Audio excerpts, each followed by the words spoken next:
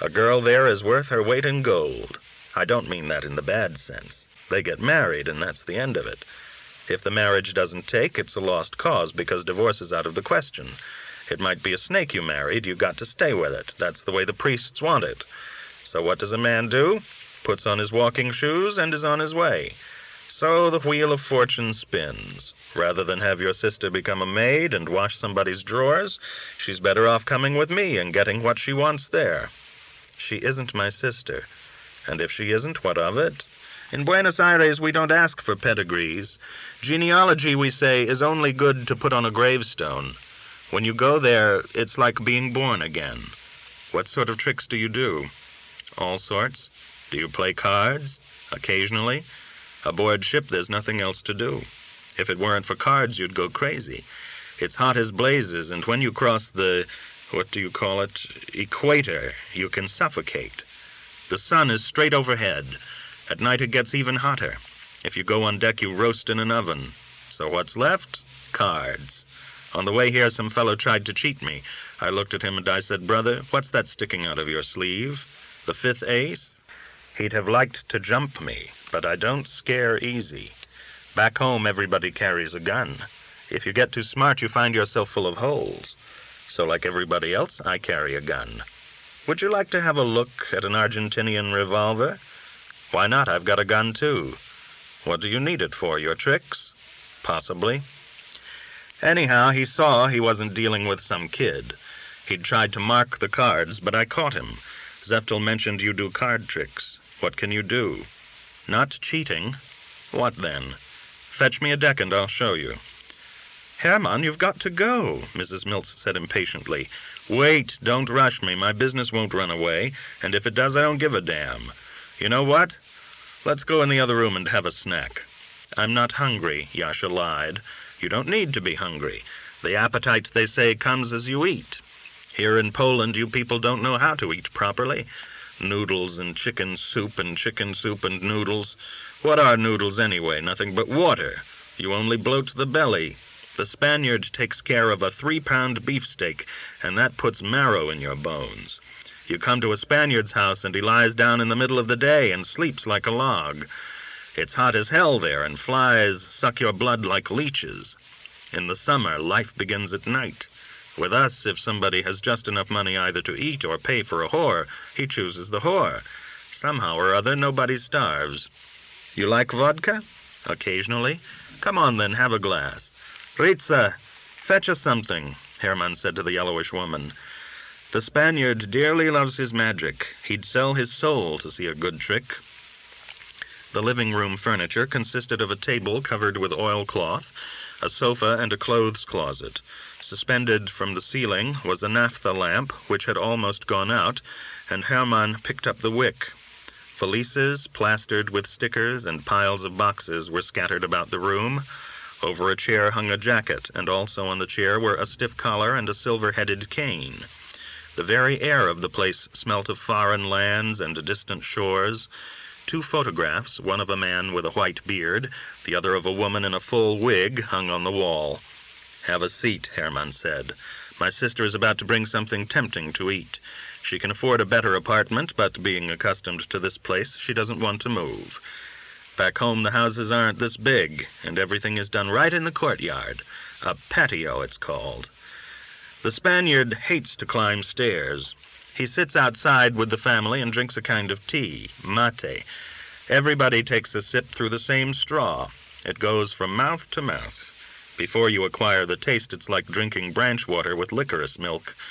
But you can get used to anything. In North America, for example, they chew tobacco. One thing you must understand, it's the same world everywhere. They don't eat people in Buenos Aires either.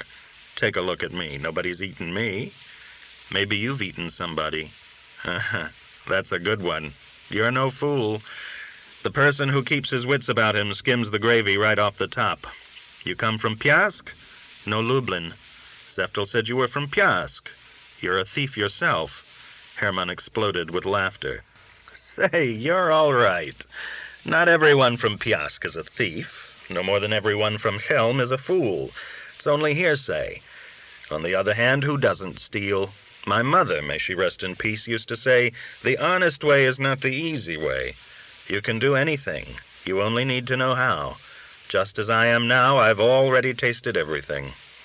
Yentl tells me you can spring any lock. That's true. I wouldn't have the patience. Why fool around with a lock when you can smash the door down? What's a door hung on? Nothing but hinges. But that's all in the past. I've become, as the saying goes, a model citizen. I have a wife and children. Yentl told me her whole story, about her husband deserting her and all the rest of it. If she gets a divorce, she could marry the richest man in South America. Who would grant her the divorce, you? What's a divorce? A piece of paper. Everything is paper, my dear man, even money. I mean big money, not pocket change. Those who hold the pen, right. Moses was a man. That's why he wrote that a man could have 10 wives. But if a woman looked at another man, she had to be stoned. If a woman had held the pen, she would have written the exact opposite. Do you follow me or not? On Stavka Street, there's a scribe who's one of us. And if you give him 10 rubles, he'll write you a good divorce, signed by witnesses, absolutely legal. But I don't force anybody into anything. I was willing to advance her the ship's fare. Yasha suddenly raised his brows. Pani Hermann, I'm no simpleton. Leave Yentl alone. She is not your kind of merchandise. What? You can take her with you this very minute. She's already cost me a couple of rubles, but I'll write it off as charity. Don't do us any favors. How much did she cost you? I'll pay for everything. Take it easy. Don't get your wind up. Here's the tea. Subchapter 5. They drank tea and ate cookies and butter cake. Mrs. Miltz and Yentl joined them at the table. Hermann drank his tea with jam, ate the butter cake, and from time to time took a puff on a fat cigar, which rested in a saucer. He offered Yasha a cigar too, but Yasha declined. You can't get a cigar like this in all Warsaw, Hermann complained. This is genuine Havana. None of your substitutes, but the real stuff from Cuba. Somebody brought them from there especially for me. In Berlin, you'd have to pay 2 marks for one. I like everything first class, but you have to pay for everything, and when you pay, already you pay too much. What's a Havana cigar? Leaves, not gold. And what's a good-looking girl, also flesh and blood? The Spaniard is jealous. You smile at his wife and he goes for his knife, but 2 blocks away he keeps a mistress and has children by her. After a while she becomes a frump too, and he has to go looking for a fresh piece. I read the Polish papers here, and I've got to laugh. They write such nonsense. A girl goes out at night to get a jug of milk. Along comes a carriage, and she's caught inside.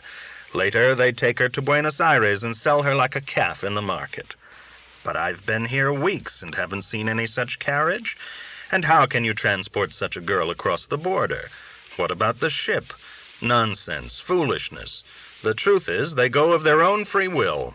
You go to that district, and you meet women from every part of the world.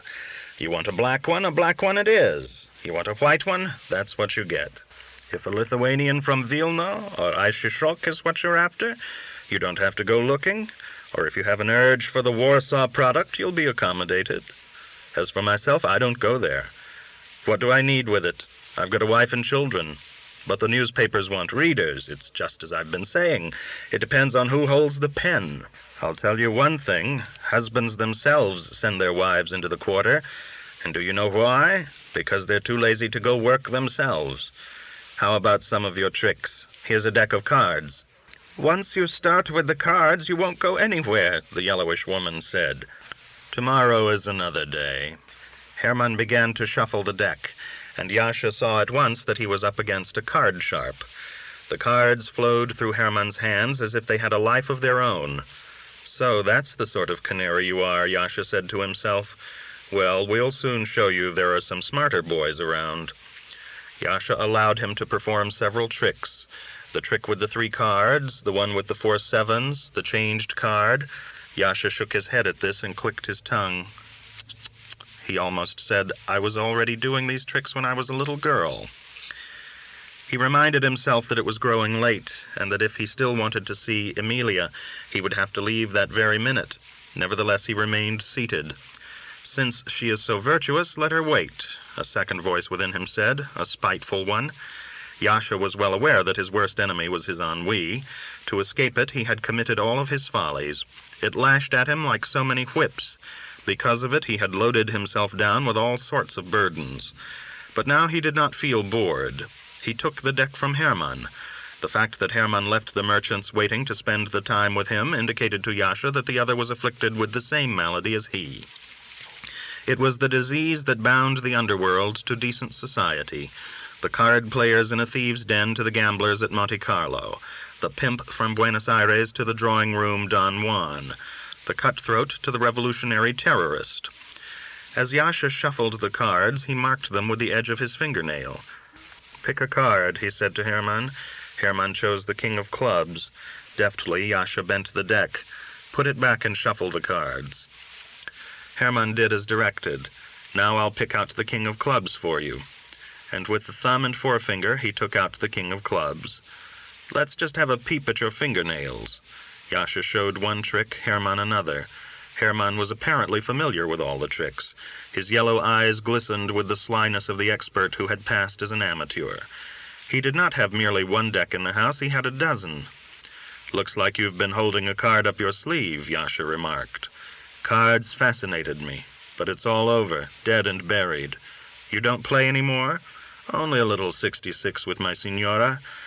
Nevertheless, I'd like to show you something." And Yasha picked up the deck again. "Choose a suit." Now Yasha performed some tricks which Hermann did not seem to know. He looked at Yasha with a questioning smile. He furrowed his brow, took hold of his nose, held it a while in his large hand with the yellow hair. Mrs. Mills opened her eyes wide, as if incredulous that someone was able to outsmart Hermann. Yentl winked at Yasha, showed him the tip of her tongue. She blew him a kiss. "Hey there, Ritza. You wouldn't have a carrot, would you?" Hermann asked. "Why a carrot? Why not a radish?" she replied sarcastically. It was already 11 o'clock, but still the men continued to show each other card tricks. Some of the stunts required saucers, cups, boxes, pieces of cardboard, as well as a ring, a watch, a flower pot. The women continued to fetch the necessary equipment. Hermann grew overheated. He began to mop the sweat from his brow. "Together we could accomplish something." "What, for instance?" "We could take on the world." Ritza brought vodka, and the men clinked glasses, said prosit in cosmopolitan fashion. For Yentl and herself, Ritza poured sweet brandy. They ate egg cookies, black bread, Swiss cheese. Hermann began to speak with a clannish familiarity. "I see you're Yentl at the agent's. She's pretty and sharp, too. But how was I to know what was what? She says her husband left her. I thought, let him go in peace. I'll help her out somehow. It was only later she told me about you. She mentioned a magician, but not all magicians are the same. Those who drag around courtyards with street organs call themselves magicians, too. But you, Pani Yasha, you're an artist. First class, tip-top. But I've got a few years on you, and I can tell you there isn't much you can do for yourself around here. With your skill, you belong in Berlin, in Paris, even New York. London isn't a bad town, either. The Englishman loves to be fooled, and he pays for the privilege as well. Back home in South America, you'd be a god. Yentl says that you can put people to sleep. How is it called? Magnetism? What is this thing, anyway? I've heard of it. Hypnotism. You know the thing? Some. I've seen it somewhere. The subject really falls asleep? Like a log. This means you could put Rothschild to sleep and snatch his money. I'm a magician, not a criminal. Yes, of course, but still. How do you do this? I force my will upon the other. But how? It's a big world, all right. Always something new coming up. I once had a woman. She did everything I wanted her to. If I wanted her to be sick, she got sick. And if I wanted her to get well, she got well. When I wanted her to die, she closed her eyes. Oh, that's too much, Yasha said after a while. It's the goddamned truth. Hermann, now you're talking foolishness, Ritza said. She was in my way. Love is fine, but too much love is no good. She wound herself around me like a snake until I couldn't breathe. She was a couple of years older than me and trembled for fear I'd leave her. Once I was walking along the street, and she was right on my tail as usual. I felt smothered, and I said, "I can't go on like this." "What do you want?" she asked me. "That I should die?" "Just leave me alone," I said. "That I can't do," she said, "but if you want me to, I'll drop dead."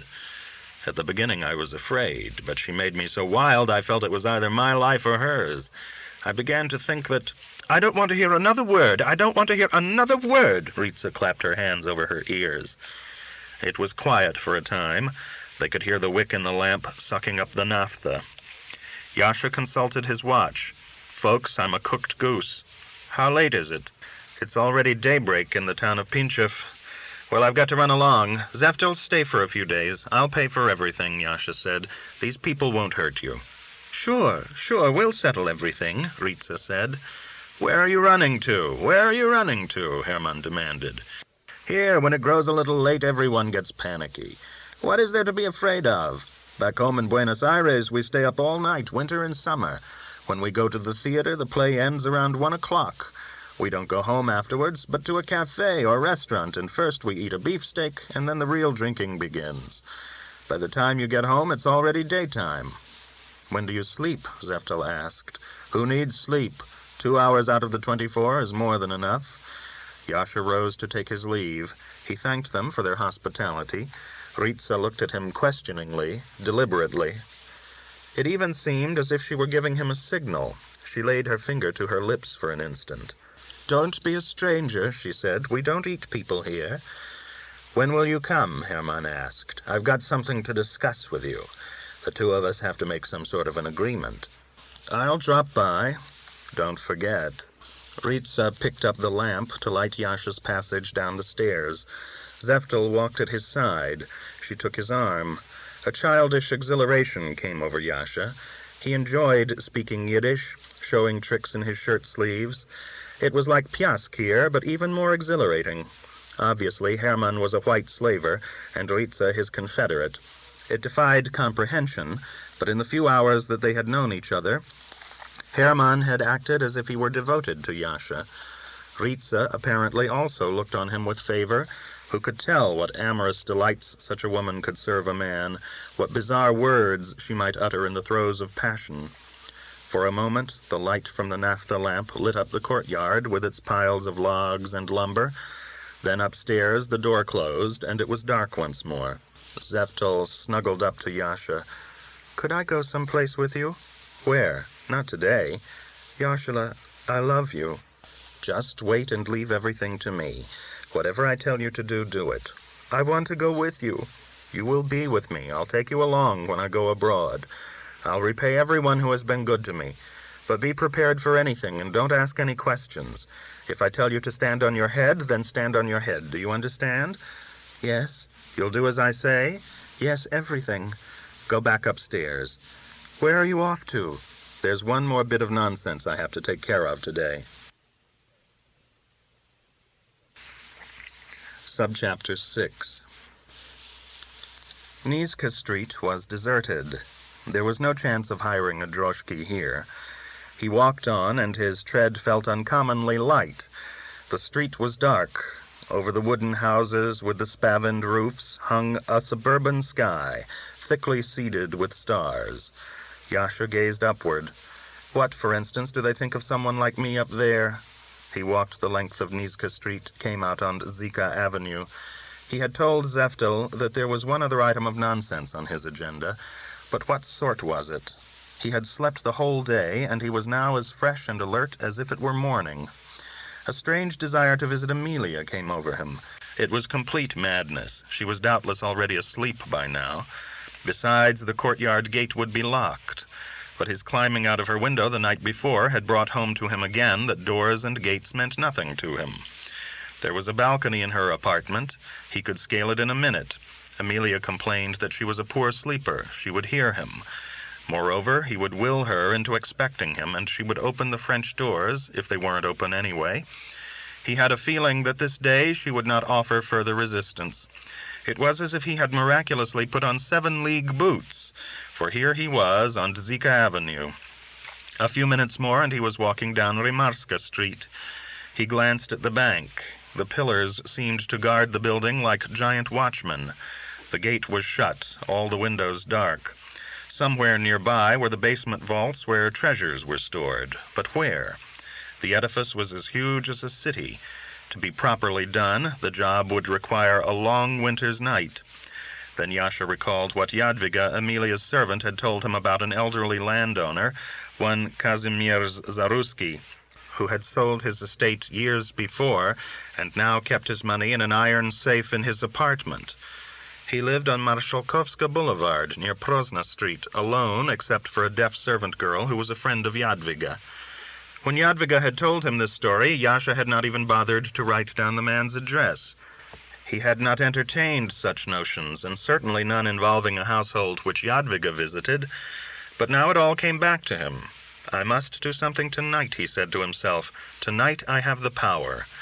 From Nizhka to Kraljevska Street was quite a distance, but Yasha covered the several versts in 20 minutes.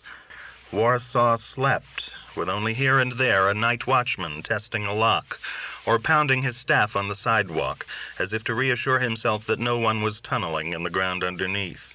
They are forever watching, but nothing can be kept safe, Yasha said to himself, neither their women nor their possessions. Who could tell? Maybe at times even Esther was unfaithful to him. His thoughts wandered idly. What if he should sneak into Emilia's bedroom and find her with a lover? Such things did happen. He stood now beneath her window and looked up.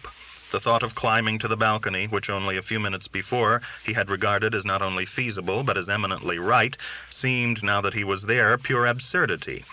There was always the possibility that she would awake and, mistaking him for a prowler, raise an outcry. Jadwiga might overhear him, or possibly Halina.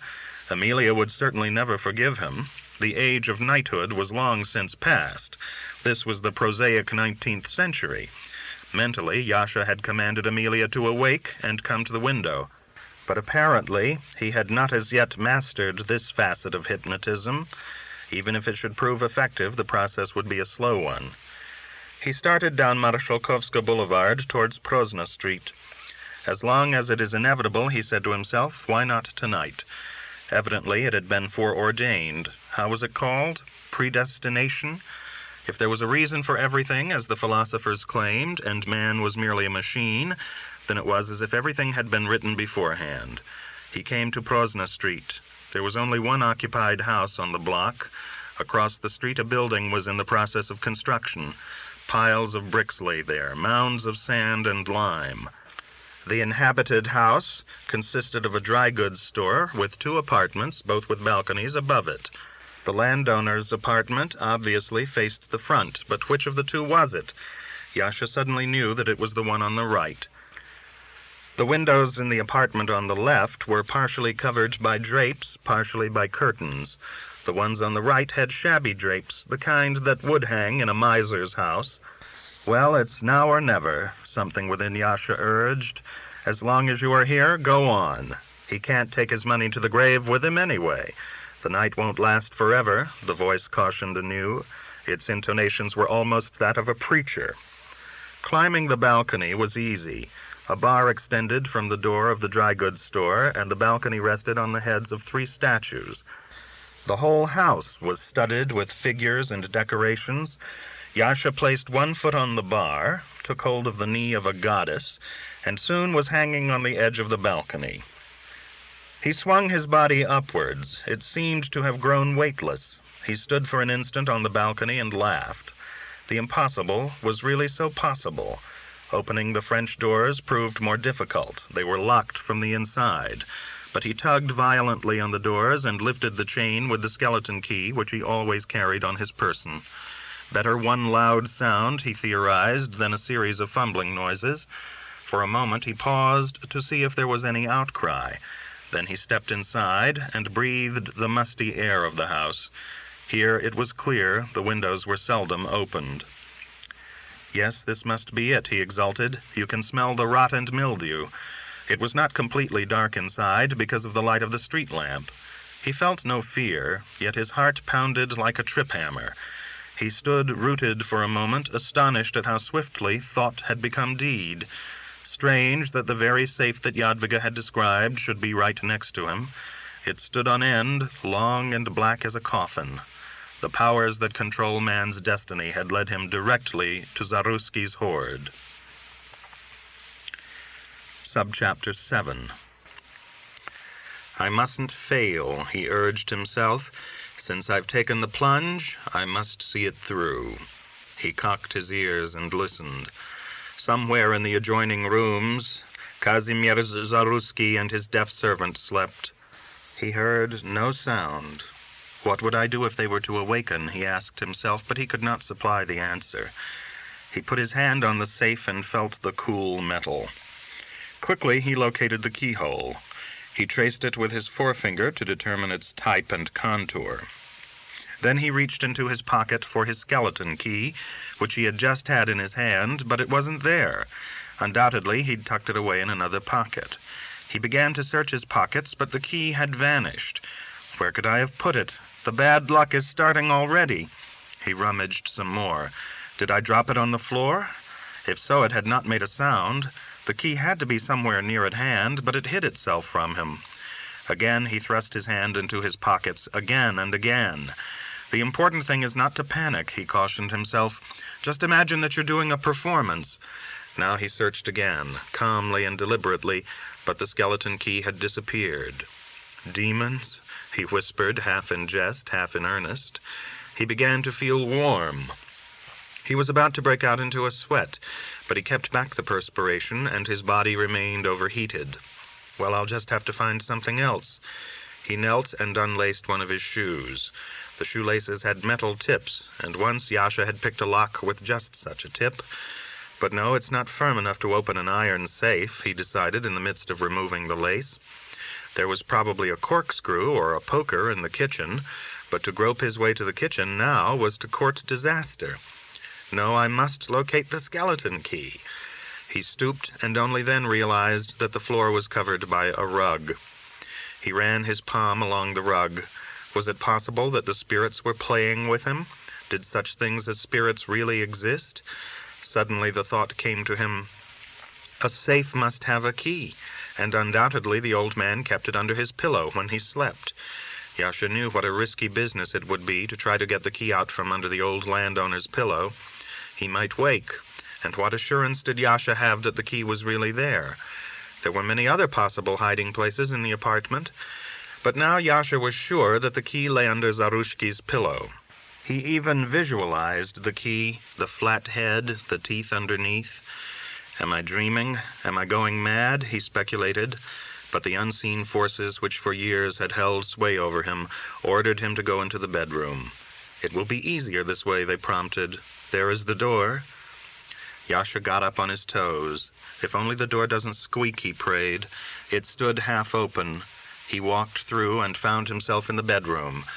It was darker here than in the other room, for he could not determine exactly where the window was located, could only conjecture, and then his eyes began to adjust to the darkness. From the murky whirls there began to evolve the contour of a bed, bedding, a head upon a pillow, a naked head with sockets instead of eyes, like that of a skeleton. Yasha froze. Was the old man breathing? He could not hear his breath. Was he awake? Had he just at that moment expired? Was he possibly feigning death? Perhaps he lay there ready to rise and attack him. Old men were often extremely powerful. And then the old man suddenly snored. Yasha came closer to the bed. He heard the clang of metal and knew what it was, the skeleton key. Probably it had caught on a button. Now it had fallen to the floor. Had it wakened the old man? Yasha stood there a moment, prepared to bolt at the first sound. I couldn't kill him. I am no murderer. But the old man had once more fallen into a deep sleep. Yasha leaned over to pick up the skeleton key. He must leave no clues behind him. But again it had disappeared. That bit of wire had engaged him in a game of hide-and-seek. Well, I see it's one of those nights already. The evil powers have singled me out. Something within him begged him to flee, since his luck had deserted him, but instead he moved closer to the bed. Try to get hold of his key, he said to himself obstinately. He ran his hand over the pillow, touched the old man's face unintentionally. He pulled back his hand as if it had been burned. The miser uttered a sigh, as though he had only been shamming sleep. Yasha paused. He was prepared for attack, ready to grasp Zaruski by the throat and throttle him. But no, the man was asleep, a thin piping sound coming from his nostrils. Apparently he was dreaming. Now Yasha could see better. He slipped his hand beneath the pillow, convinced that he would touch the key, but there was no key. He raised the old man's head a trifle, along with the pillow on which it rested, but still he could find no key. This time his instinct had failed him. There was only one course left him: escape. Something within him counseled, "Everything has gone wrong." Yet once more he began to search for the skeleton key on the floor, even though he knew he was inviting disaster. "Wagered my last gulden and threw away the ace," he thought, recalling the old Yiddish proverb. The saying had come to him in much the same way as the scriptures and lessons from Cheder popped into his mind in the middle of the night. Sweat suddenly drenched him from head to toe. It was as if a basin of water had been emptied over him. He felt hot and damp as in a steam bath, but he kept looking for the skeleton key. "Maybe you should just choke the old bastard," some presence partly within and partly outside him suggested, a portion of him which did not have the final say, but was in the habit of offering bad advice and perpetrating cruel jokes upon him just when he most needed all his faculties. "Well, it's a lost cause. I'm going now," he muttered. He rose to his feet and backed out through the half-opened door. How light it was here in comparison to the bedroom. He could see every object, even the paintings on the walls, the frames, not the canvases. A chest of drawers seemed to rise up from the floor, and on it he spied some scissors. "Just what I need." He picked up the scissors and went to the safe. The keyhole was now delineated by the light from the street. He probed inside the keyhole with the tip of the scissors, calm once again, listening to the inner workings of the lock. What sort of lock was it? Not English. The blade of the scissors was too wide at the top, and he could not probe very deeply. It was evident that the lock was not complicated, but there was something in it that Yasha could not make out. It was like a child's puzzle, which, if not solved at once, eludes one for hours. He needed an instrument that could reach to the lock's vitals. Suddenly a new idea came to him. He took his notebook from his bosom pocket, tore several pages out of it, and twisted them until they formed a stiff cone. Such a tool would not do to pick a lock, yet it could penetrate to its bowels. But the cone lacked the solidity and the spring of metal. He found he could not determine anything from it.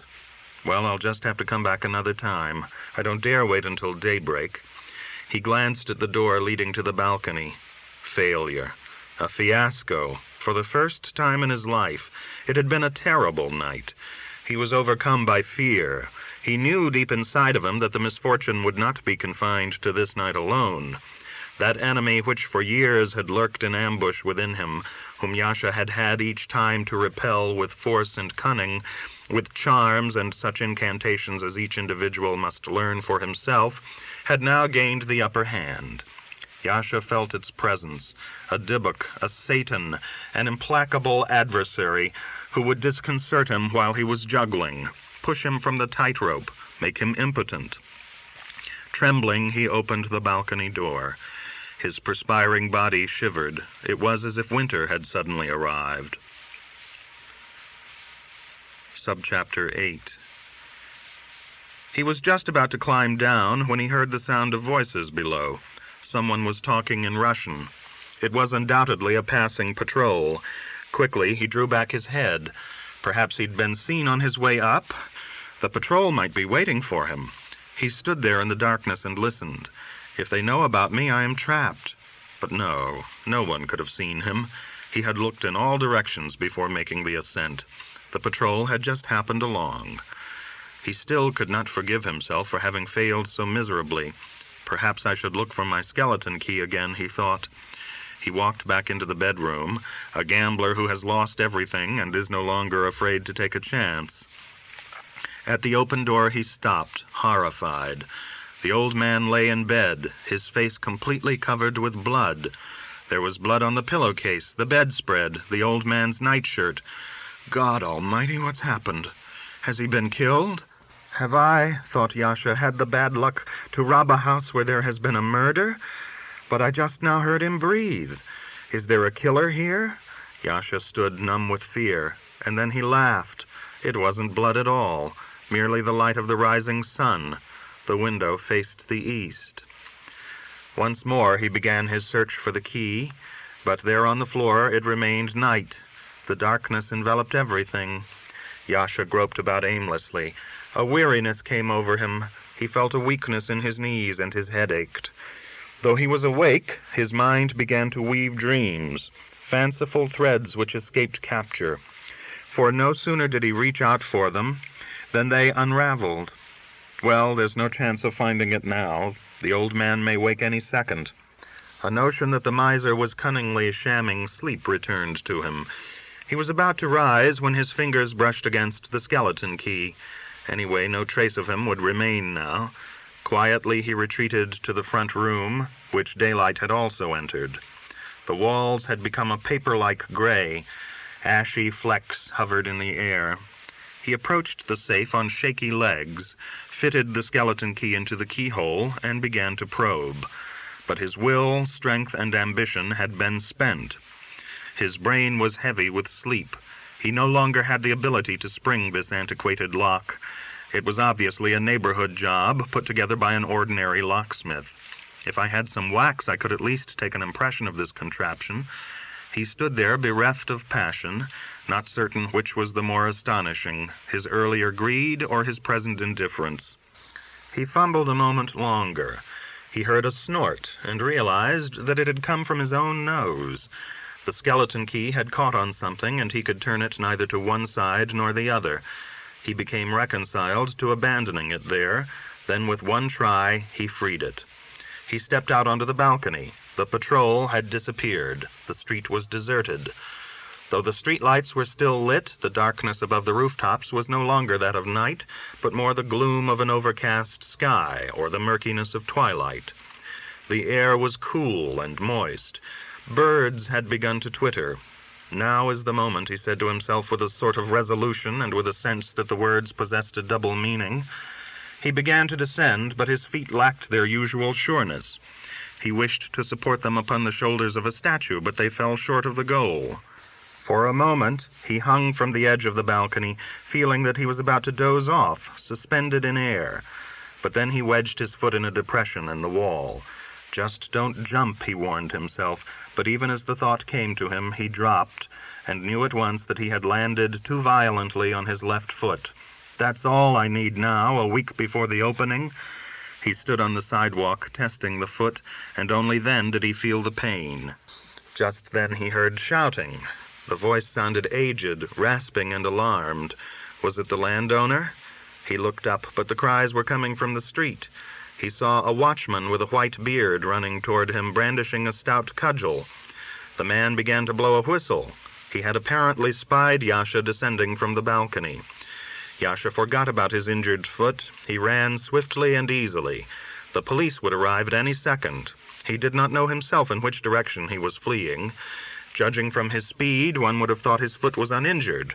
But as he ran, he felt a drawing in his left foot, a piercing pain below the ankle around the toes. He had either torn a ligament or broken a bone. Where am I now? He had sped down Prozna Street and had come into Grzybov Place. He heard no more shouting or whistling, but he still had to hide somewhere, for the police might approach from another direction. He hastened towards Gnoya Street.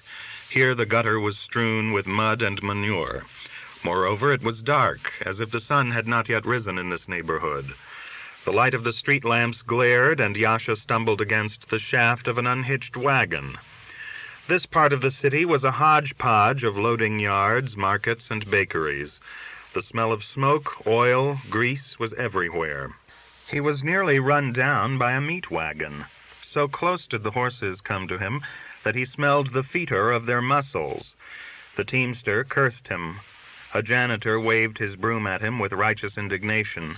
Yasha stepped up onto the sidewalk and saw the courtyard of a synagogue. The gate stood open. An elderly Jew entered, prayer shawl bag under his arm. Yasha darted inside. Here they will not search. He walked past a synagogue which was to all appearances shut. No light could be seen through the arched windows, and came to a study house. In the yard stood crates filled with loose pages torn from holy books. The smell of urine was overpowering. Yasha opened the door at what appeared to be both study and poorhouse. The light of a single memorial candle flickering near the cantor's lectern showed him rows of men lying on benches, some barefoot, some wearing battered old shoes, some covered with rags, others half naked. The air stank of tallow, dust, and wax.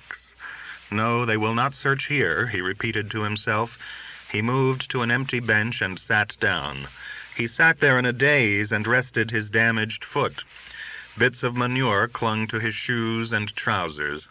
He would have shaken them loose, but in this holy place that would have been a desecration. For a moment he listened to the snoring of the beggars, incredulous at what had happened. His gaze moved toward the door, and he listened for the footsteps of the police coming to arrest him. It seemed to him that he heard hoofbeats, an approaching trooper, but all the while he knew it was merely his imagination. At last there came a rusty voice crying out, "Up, up, up with your lazy carcasses!" The beadle had arrived. The figures began to sit up, rise, stretch, yawn. A match was struck by the beadle, and his red beard was momentarily illuminated. He walked over to a table and lit a naphtha lamp. At that very moment it occurred to Yasha what sort of lock was on Zaruski's safe and how it could be opened. Subchapter 9. One by one the derelicts shuffled outside. Slowly the worshippers began to assemble. In the early morning light the naphtha lamp seemed pallid. Inside the room it was neither dark nor light. A sort of pre-day twilight prevailed. Some of the worshippers had already begun to recite the introductory prayers. Others simply paced back and forth. The nebulous figures reminded Yasha that corpses were said to pray during the night in synagogues. These shadows followed a fluctuating course. They droned with an unearthly chant. Who were they? Why did they rise so early, Yasha wondered. When did they sleep? He sat there like one who had had a severe blow on his head, yet knew that his senses were addled. He was awake, but something within him slept the deep sleep of midnight. He rested and examined his left foot. Pain coursed through it, stabbing thrusts and a drawing sensation, which commenced at the big toe and traveled up past the ankle as far as the knee. Yasha reminded himself of Magda. What would he tell her when he came home? In the years that they were together he had often been cruel to her, but he knew somehow that this time she would be hurt more than ever before. He could be sure that he could not give an opening performance if his foot were damaged, but he kept from thinking about that. He stared off somewhere in the direction of the cornice of the Holy Ark, recognizing the tablet with the 10 Commandments. He recalled that only last night, or was it still the same day, he had told Hermann he was a magician, not a thief, but soon afterwards he had gone off to commit a burglary. He felt dull and confused, unable any longer to understand his own actions. The men put on their prayer shawls and their phylacteries. They affixed the thongs and cloaked their heads, and he watched them with astonishment as if he, Yasha, were a Gentile who had never witnessed this before.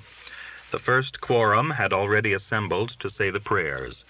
Young men in sidelocks, skull caps, and sashes sat down at the table to begin studying the Talmud.